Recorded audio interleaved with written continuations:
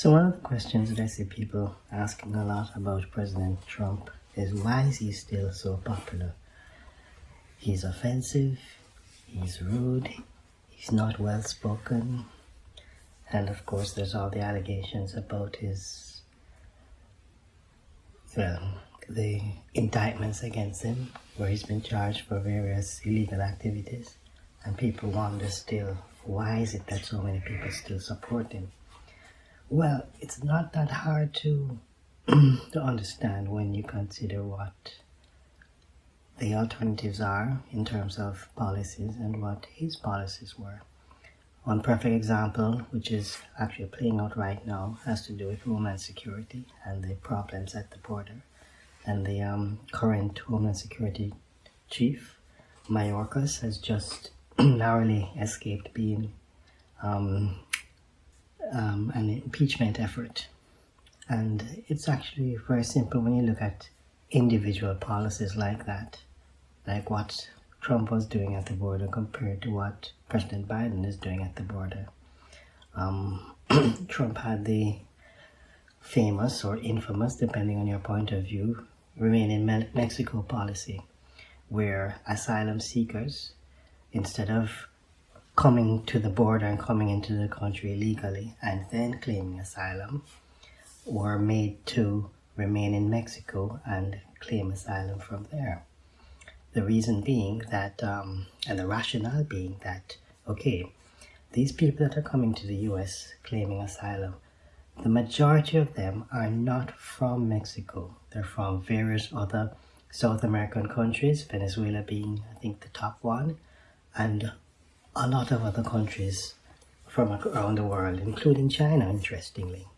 So the rationale and the logic is that these people are coming from all over.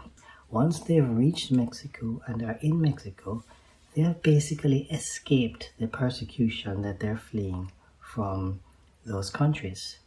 Therefore, Mexico is a reasonably safe third country for them to remain in while they claim asylum.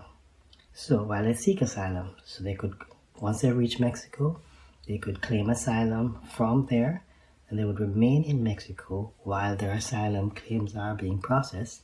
And if their claim is found to be legitimate, then they would be allowed into the United States. Now that makes perfect sense when you contrast it with what President Biden is doing now. The asylum seekers are now again being allowed into the United States. They are processed and given a court date for their hearings, which those court dates are often many years into the future. And then they're released to do as they please in the States. And of course, many of them never bother to show up for the court dates because the vast majority, I'm told it's in excess of 90% of those asylum claims are not legitimate in the first place. So under the Biden policy, quote-unquote asylum seekers basically, are given a semi-legitimate way to illegally immigrate and are never heard from again.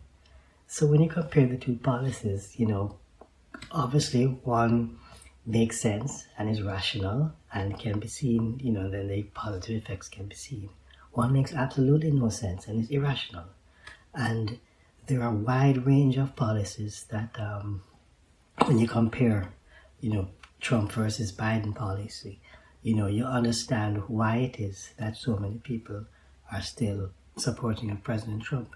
Maybe I should do a series outlining the various policies, Trump versus Biden, so that people that don't yet know what the differences are can make their own, can come to their own conclusions.